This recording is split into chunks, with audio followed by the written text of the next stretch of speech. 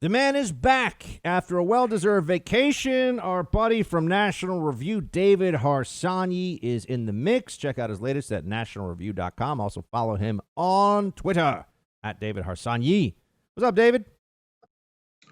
Not much. How's it going? It's all right, man. You look tanned, ready, and rested. So let's jump right into it. I know you were writing this week about the Cuomo nursing home disaster in New York. This to me seems like one of those stories that they've suppressed it as long as they can, but now they got a couple of AP writers who are like, "Look, guys, someone's gonna just break the narrative here because it's too big of a story for them to hold off like this." So, what do you think about what's happened here, where it's taken months to figure out that not only did Cuomo give a disastrous order that might have led to thousands dying, but it might actually be a lot more than that? Right. I mean, I think as far as the media coverage goes, you have probably, I don't know this for a fact, but you probably have hungry reporters and see a pretty juicy story right here. I know the AP had asked for public records a few months ago, and they haven't gotten them yet.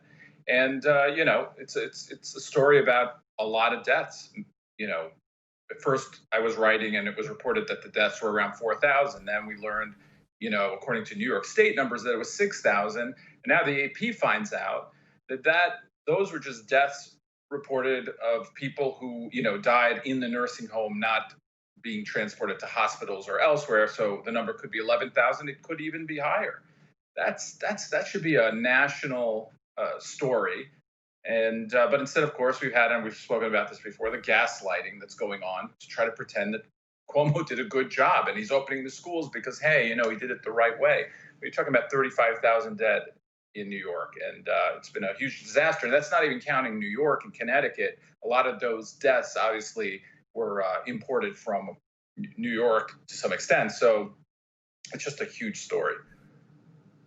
And Mostly to me, ignored. I sit here and how can anyone believe that we have an aggressive and honest press corps when there's very obviously a real effort underway to make it seem like Cuomo he goes out there lecture. I mean, there should be disdain for Cuomo lecturing other governors. There should be outrage at him acting like he knows he has the secret sauce here. He knew how to take care of this thing. It would have, if Governor Cuomo had been, captured by Martians for the entirety of the pandemic and had no decision-making authority whatsoever, more people would be alive. But the press doesn't seem to want that narrative to get out. They'd rather pretend that the red states didn't mask enough. Yeah, I mean, because he's a Democrat, we all know that. And you're right about that Martian theory, because we're not talking about just incompetence here. We're talking about someone who signed an executive order, who proactively went and pushed people back into hospitals where they died. So that is the real scandal. I mean, there's only so much we can do about pandemics. At least that's my view of it. I mean, we can do certain things, but there's only so much. But he actually proactively did something that killed people. I'm sorry to even laugh at that. I mean, it's just so absurd that it's not covered, that people aren't angry about it, that they lecture, that Paul Krugman, I mention him every time here because this is one of his big lies, is that Florida has messed up, that Texas has messed up, not California, not Colorado, and definitely not New York, where he literally wrote other states should be following Cuomo's example. Well, that would be disastrous for the country. You'd have 1 million dead if every state did that. Talking to David Harsanyi of National Review. So, David, any day now we're supposed to get a VP pick for Biden. I always feel like VP picks are a little bit inflated in the mind, particularly in the mind of the press. It's August. We need something to talk about. Everyone's kind of like, whoa, VP pick. There is a real argument this time around, especially because Biden has at least said he's only going to be a one-termer. And, I mean, with the cognitive decline thing, I don't think it's a crazy conspiracy theory that if Biden wins 2 years into the presidency before the midterms, he may pass the torch on. I mean, I can't say that. I don't know if that'll happen, but that doesn't strike me as crazy. In fact, in a lot of ways, it's the best thing that Biden can do to preserve his legacy and become a kind of revered Democrat for the ages and for his family and going forward. Do you have do you think there's much of a difference based on who the VP picks may be? I mean, is this a momentous decision for the future of the country if Biden were to win, or is it kind of all the same thing? No, it's a big decision. And why we shouldn't pretend that Biden won't be, 78, 79 years old when he's president. And we shouldn't pretend that there's not something, that he hasn't slowed down and that he, doesn't say things that show us that show cognitive decline. I mean, David, I speak for 5 hours a day on radio, and I've never, started muttering about, the we, the people, and the thing, and like this guy does this all the time. That's it. Yeah, I mean, that's it. I mean, we can't pretend that that's not happening. And when if Donald Trump accidentally says World War II instead of World War I, and everyone makes a big deal out of it, that's very different than what we're seeing Biden do, where he loses track of what he's talking about, where he's just aimlessly, where it's just gibberish starts coming out, and not in the way that maybe I or you sometimes have gibberish coming out, but in a way that we know that our very old uncle or grandparents might have spoken at one point. But whatever, the case is that VP pick is important. There's a chance that VP pick will be president, a decent chance. And if they're going to be someone like Susan Rice, who has literally no experience really running anything and who has a, whatever terrible history, at least from my point of view, or it matters. And if we have Kamala Harris, who's basically an authoritarian, it matters. So I think it matters more than usual. Can you dig into why Kamala scares you as a possible president of the United States? What is the case against Kamala as you see it? I mean, I know we could talk about this a lot, but give us the Harsanyi version. Well, for me, she's possibly the worst candidate, other than maybe Bernie was. She, as a libertarian-ish type person, her view of the police state is concerning to me to begin with. Her view that you can use force to implement policies, and is very concerning. The way that she views the use of government, and also the way she views the Constitution as an impediment to doing whatever she wants. Everyone goes bananas over the supposed authoritarianism we're seeing from Donald Trump, but she's been, during the debates and on Twitter and elsewhere, she many times simply stated that as president, she would do things that she did not have the power to do. I don't remember them all right now, but she's done it numerous times. Her entire outlook about how America works, for me, is incredibly problematic, worse than Joe Biden. So, I mean, basically, I think she's an authoritarian, and I don't say that flippantly, and I don't say that as sort of throwaway insult. I mean it. I think she's an authoritarian.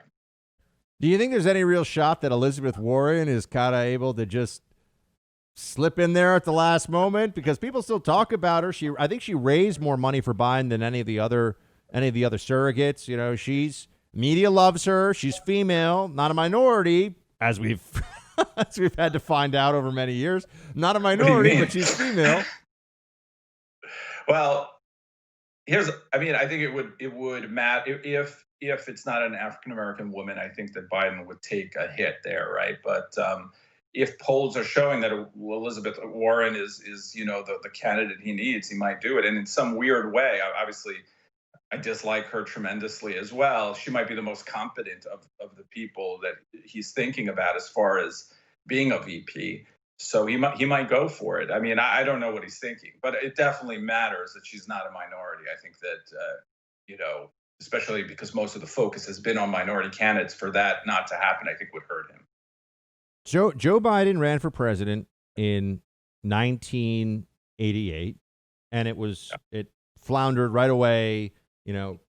Lied about his record, lied about marching with the civil rights movement, plagiarized the speech. I mean, there was all this stuff that was 1988. I mean, the Walkman was cool back then, right? I mean, the Soviet Union still existed, and Biden was running for president.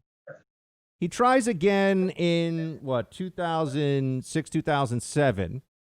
And I think he even tried in the interim too, but I'm just trying to jump, trying to give us the short and abbreviated version. He tries again 2006, 2007, and he's never able to get more than 1% of the Democrat primary vote.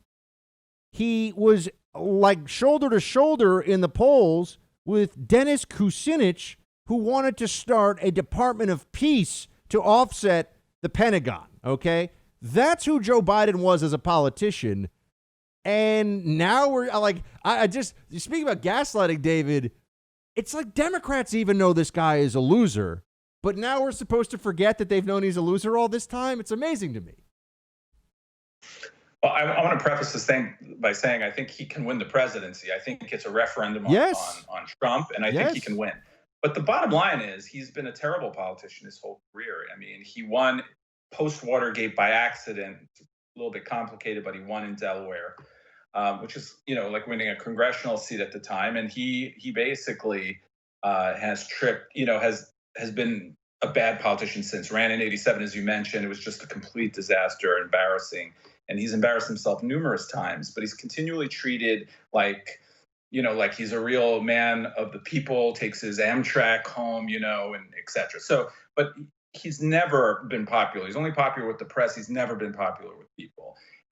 It was Barack Obama who resurrected him only because he was this sort of lightweight moderate that he could, didn't have to worry about, basically.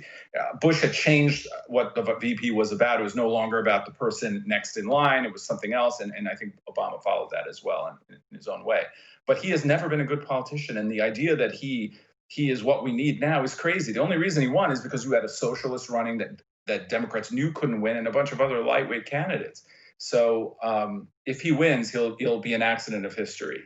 At least that's how I view it. I mean, it's not Trump. You can hate him or not. He brought a new populism back to the United States.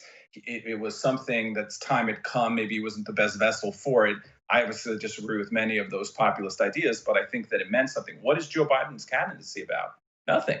It's just about not being Trump. There's really nothing else to it.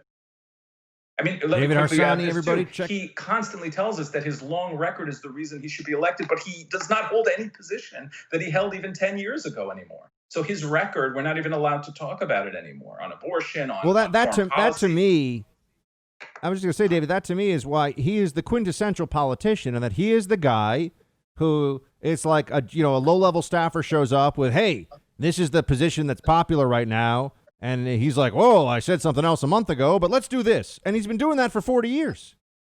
It's even worse than that in a way. But yeah, I mean, you're right. But if you take all his major accomplishments, meaning bills that had his name that he wrote, there's something called the Biden Amendment that still exists. It's an anti-abortion, part of a bill, on foreign policy. But if you take the crime bill, if you take his busing positions, if you take his Hyde Amendment vote, and I've listed it elsewhere, but another like 30 pro-abortion votes.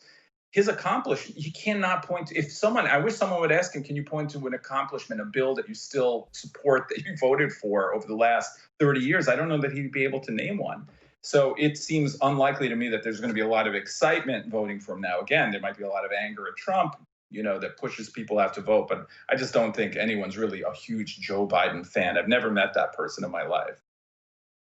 Yeah, I'm waiting for that too. There are Hillary superfans. I've met them. I know them. There are clearly, Obama superfans are basically just called Democrats, right? So, the Democrats have had people who have, and even Bernie, I've never met a person in my life who is like, Joe Biden is the guy we need. Never. It's never happened.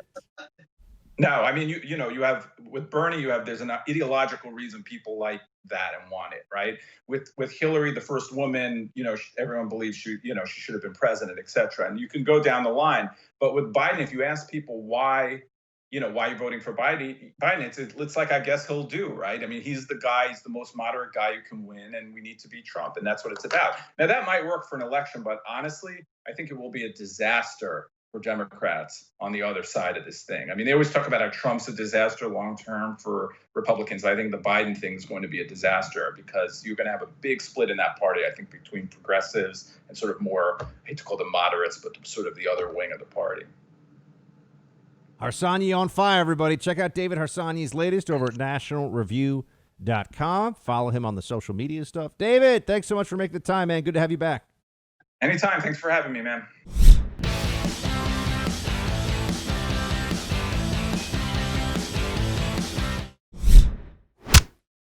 If we win the election, we'll have deals with a lot of countries very fast. They're just waiting to see who wins because they are hoping that Joe Biden wins, Sleepy Joe. And if he wins, you know what's going to happen? China will own us. Our markets will crash.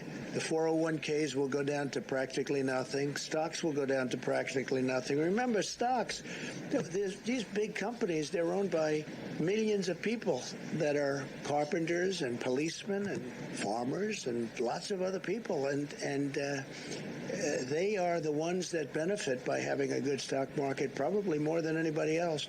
But the 401ks, the stocks, the economy will be in a shambles. They want to raise taxes. They want to triple taxes. They want to raise the corporate tax, but they want to raise all taxes. Ultimately, they can't pay for what they want to do anyway. And what they're going to do is destroy your health care and destroy so many other things. We're going to have 180 million people that are so happy with their private health care, they're going to lose it under this crazy plan that these people are proposing. I think that everything Trump says there is true in general. Maybe a little exaggerated, but I think it's exaggerated, but it's true in general. And that's something we should all be reminded of. And when I'm talking about, the stock market, I don't think your 401k is going to go to zero if Biden gets elected. This is classic Trump salesman talk, right? But they are going to go down. Stock market. Remember when Trump won the election and goes, oh my gosh, it's plummeting, and actually the stock market ended up shooting up, right? That'll actually happen. If Biden wins, stocks go down. If Biden wins, we got big problems with that. Big problems with that. That's what I see. So I really believe that the president of the United States getting reelected is going to be of enormous benefit, but to all of us, even to the people who hate him. But the Democrat point of view is Biden is a nice man. Vote for. Oh, you gotta. Oh, you know who's coming? Elizabeth Warren. Biden is a man of empathy. A man of empathy, I tell you. Play 9. Donald Trump is a man who cares only about himself. He's a man who watches his poll numbers and how he looks on camera and, everything measured through the lens of how it affects Donald Trump. Joe Biden is a man of genuine empathy, a man who grew up in a family that had its ups and downs and, lived in a family when his dad lost a job and they lost their home. He understands what's happening to human beings in this country at a human level. And of all the things we need in a leader, we need somebody who's competent and who's smart and who will bring good people in. But we need someone who has a basic empathy for other human beings. Yes. And that's why I'm in this fight for Joe Biden. Just vote for Biden, because even though he's a senile old fool, he's an empathy guy. Yeah. He believes in empathy. Oh, he feels your pain. Remember that? Joe Biden, everybody. He feels your pain as long as there are ladies nearby. He wants to feel the ladies too, maybe sniff them.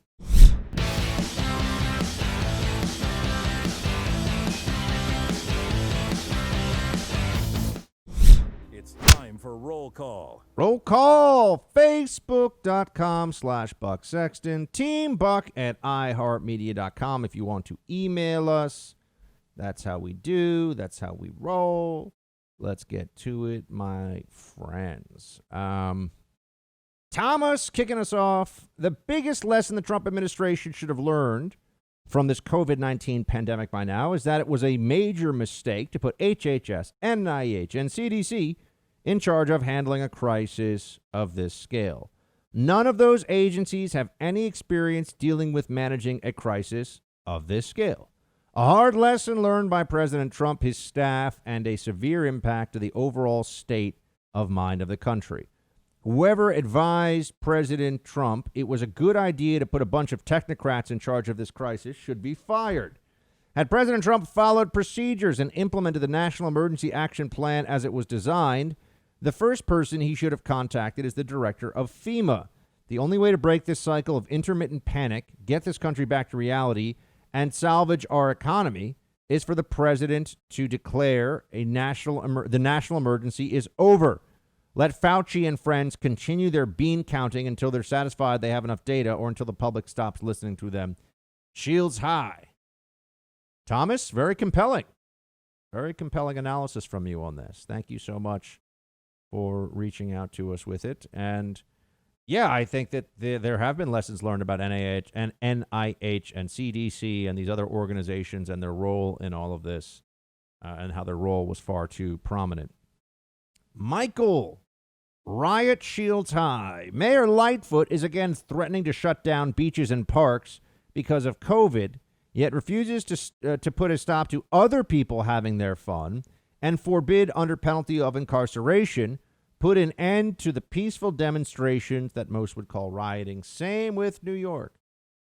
Michael, I know there's a huge double standard in the way that these Democrat politicians approach enforcement in the COVID pandemic era against things they don't like and things they do like. And as we know, Democrats like BLM. Democrats like the protests. And so there's a very different tone, very different action taken on all of that. And that's not going to change anytime soon because there's no accountability other than the ballot box for politicians that act out and act poorly. So that's what we see happening. That's the reality situation. By the way, producer Mark, since you did such an excellent job yesterday of explaining the situation of football to all of us, what is the situation right now? Has any updates on this?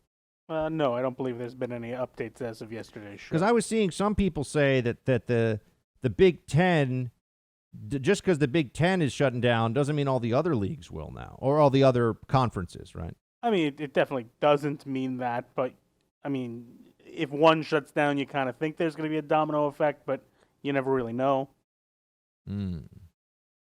Okay. And there's always the point of, is it the same? If the Big Ten's not there and you have 4 other conferences playing, well, you don't have the competition from the Big Ten, so what's the point? Yeah. Yes, fair point. Are you watching Fear City yet? I am not. All right. There's hockey on. It's the middle of the playoffs. Come on. Tell us about the hockey situation. Who's doing well? The best thing ever happened last night. Have you ever heard of a draft lottery? Do you understand that concept? Yeah, of course. I'm not a savage. I know what a draft lottery is. I don't know what you know. But basically, the worst teams go, for people who may not know, they get put in a bunch of ping pong balls with their logos on it, and they pick out the teams in the order.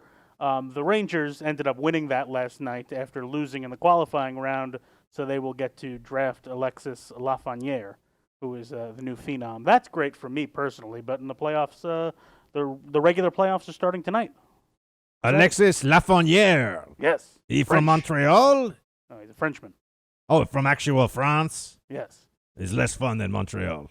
Yes. Okay. But he's going to be a great player for the Rangers. I didn't know the French even did ice hockey. I thought only the Quebecois and those kind of folks did ice hockey.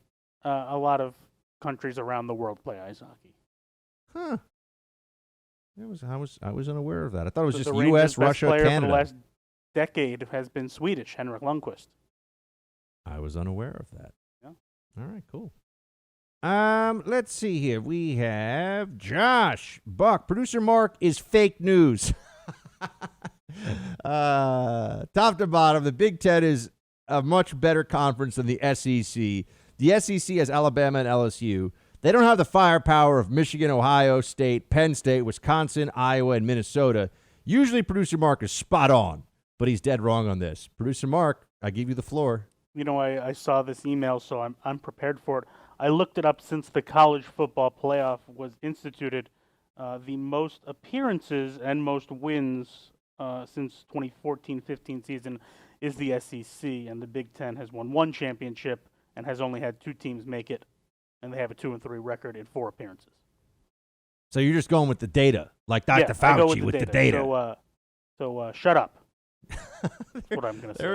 There we go. Josh, we appreciate your fire, my friend. Don't let Producer Mark bully you around. Write in again and tell him he's wrong on something else. Don't let him get away with that nonsense. Nick, hey, Buck, I'm a mechanic for the USPS and can attest to the fact that the mail-in voting would be a complete disaster. The amount of mail that gets destroyed by mail sorting machines on a daily basis is unbelievable. USPS claims that it's less than 1% of total volume, but even 1% might be enough to affect an election. Add to that missorts and mishandling, and ballots will be showing up weeks after the election. In addition to the mechanical and logistical nightmare added to it is that all mail processing functions are now computer-based and susceptible to outside interference. This is a disaster waiting to happen, and the president has to stop this if possible. P.S. Love the show. Keep up the good work. Well, Nick, thank you. And your points on the reality of the U.S. Postal Service, I think, are very compelling. And I'd have to say I find them to be persuasive. And I think that mail-in balloting across the board would be a very bad thing. And that's why the president's so opposed to it. So I'm with you on all that, my friend. I'm absolutely with you. Paul, catching up on podcasts and heard your discussion about Biden's statement on undocumented workers who pay taxes being eligible for Medicare for none. How can one be an undocumented worker and pay taxes? If you pay taxes other than sales tax, you need a social security number. If you have a legitimate social security number, you are not undocumented. If you have a false social security number, you're a criminal regardless of your immigration status. P.S. Keep up the good work, Buck. Not quite OSS, but I did start following you when you had your TV show on The Blaze. P.S. Producer Mark is doing a great job. Oh, look at that, Producer Mark. You get a little high five. Good. Not everyone hates me. Oh, please. They got Producer Mark fans. We got to make the Producer Mark. What's going to go on the Producer Mark T-shirt, though, when we start selling T-shirts?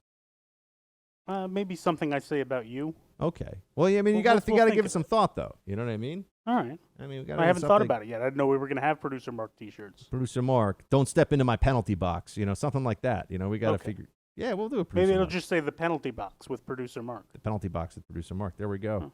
With like a hockey stick logo in it or something like that? Sure. Or maybe we'll design a penalty box. Put you in it. Wait, is there, so the penalty box, Oh, no. when you go into the penalty box, Yeah. it's separate from where, is that the same as the bench you normally sit on, or is there actually a box? So there's a bench where all the players sit, you Right. know, when they're and whatnot, and right across from it on the other side of the ice, there's two literal boxes with a door that opens, and when you get called up for a penalty, you go into the box. How long are you usually in the box for?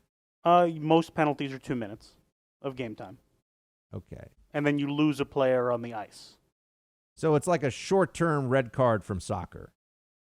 basically. Yes. Yeah. Like, but it's a 2-minute red card, obviously, not. Yeah, not and it's a called full- a power play for the other team. But you can get kicked out of the game entirely if you get really Oh crazy. yeah, and then that's a 10-minute misconduct where usually there's no loss of manpower, but you're out of the game. You don't go to the box. You don't have to sit there for the rest of the game. You just go to the locker room. What will usually get you a 10-minute misconduct?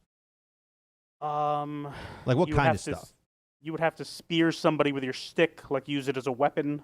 Ah, which has stick as a happened weapon. before. Okay, that makes sense. A lot aggressive fighting. So a regular fight is just 5 minutes, no loss of manpower. But something that crosses the line would do that. Just anything that crosses the line, basically, will do that. Gotcha. A big hit into the boards with your elbow into somebody's head, something like that, would do it.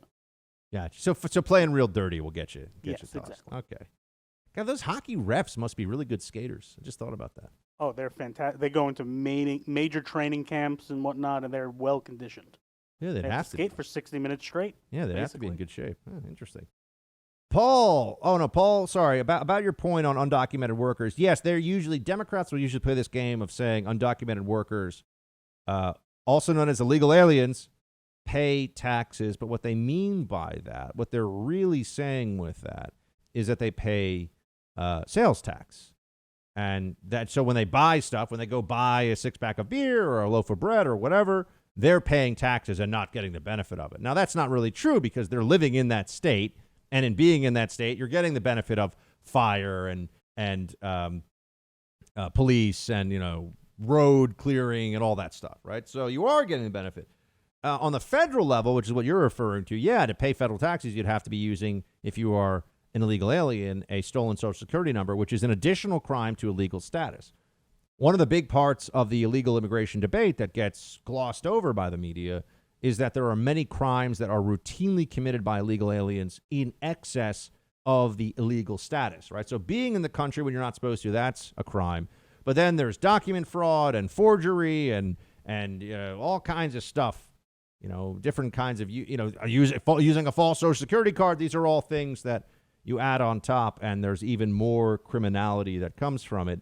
And I'll just tell you this, if you forged signatures and you did bad stuff, when you were applying for a home, let's say, and you cheated on your mortgage paperwork, you could be in a lot of trouble.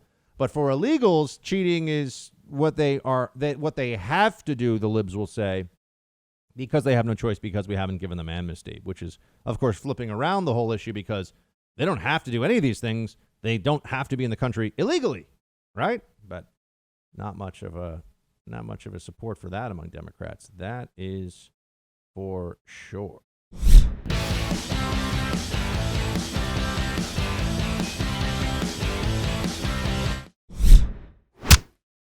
Remember, if you want to call in, I'm going to be out. So please do call in. We'll try to do this on Thursday. 844-900-2825. Leave us a voicemail. Please keep it short. Producer Mark does not like listening to 5-minute long voicemails. Please keep it short. Under a minute is acceptable. Under 30 seconds is perfect. Short Producer voicemail. Mark doesn't listen to 5-minute voicemails. What's up? Producer Mark doesn't listen to the 5-minute Well, voicemails. I think they just clicked figure that delete. out, yeah. You go past 1 minute, and you're in the penalty box, and your voicemail is going to get deleted. That's what ends up happening. So keep it to 30 seconds is key, and my recommendation is call in, say who you are, where you're calling from, give us either a comment about the comments are fine. If you just want to say, I want a Producer Mark, teddy bear for Christmas time to give my kids, that's fine. If you have a question, that's great too. But comment or question, 30 seconds, who you are, where you're from, because that way we can get through a lot of the voicemails, and we can bring more and more of them on the show too. So please, 844-900-2825, 844-900-BUCK. 30 seconds is the sweet spot. Make sure you know what your comment or your question is before you call, please. And see, because we do this too, none of you ever have to wait on hold. There's a lot of these shows that do the live calls, and they put people they won't tell the audience this. They put them in hold hell, where you call in and they'll say, okay, yeah, we'll get to you when we get, and then you just sit there on hold until you realize you're never going to get on, because they'll have 7, 8 phone lines going at a time. They'll just put so if you keep calling in and they don't want your call to go on air, they'll put you on hold forever. So, we don't do that to you. We don't waste any of your time. Call in, 30 seconds, bam, done. Producer Mark loves it. It's his favorite homework assignment. And maybe you have a T-shirt idea for Producer Mark. I'm just going to put that out there. The Producer Mark line, fashion wear. I'm just saying. What are we adding to my duties now? I have to become a fashion designer? Well, no, they're going to give you the idea for the T-shirt. Okay. So they're the designer, really. You're just the Producer Mark. You're just the muse. Someone has to make the T-shirt. You're the right? inspiration. Yeah, no, we got people for that. We got people. Oh, we do. I haven't met them yet. Yeah, well, I got surprises in store for you. We're working on it. And also, please go to bucksexton.com. Speaking of surprises in store for you, more and more cool stuff going on at that site. Link to all of our different social media accounts. You can listen to the podcast of the Buck Sexton Show there. So, yeah, thank you. Steve writes, great show, Buck. I have a theory about the whole BLM and defund the police movement. The leftists want to purge the institution of the police in this country of any non-leftist elements. That way they can do what they've done to every other institution in this country. By making the job frustrating and impossible, good cops are running for the door, quitting or early retirement. The defunding just accelerates this. When the crime goes up, and it will, of course, the same politicians will start hiring police officers that pass PC litmus tests, and the Democrat Party will have the kind of people who will be happy to enforce unconstitutional laws that they will then pass. What do you think? Steve, very interesting theory. I don't know if, I think there's some truth to what there's going to be more diversity training for cops. And so you're not wrong. I just don't know if it's as coherent a plan as that. I think that they're not even thinking that far out. But it's also going to be tough to get people to go into law enforcement who are true leftists. I think that's a challenge. But interesting thoughts, Steve. And I'm going to mull it over a bit more. Gene writes, not sure why teachers are so fearful. Before this virus, they taught kids who were coming to school with all sorts of sickness because parents sent them to school sick if they had to work. Now, with the virus, I would think they would actually be safer because everyone is more aware. Yeah, Gene, this is certainly true of the flu, which exists every year. We go through flu season, flu cycle. It can be lethal to children and to adults, and teachers still go to school, even during the flu season. And that doesn't make anybody, a mass murderer for saying we should have schools open. So schools should be open, folks. That much should be clear at this point. Thanks for being here. Please pass the buck. Tell somebody in your life, somebody you know about the Buck Sexton Show. Get them to try the podcast just once. I'm going to be out on Friday. Mike Slater will be in for me, but I'm back tomorrow and Thursday. Shields high.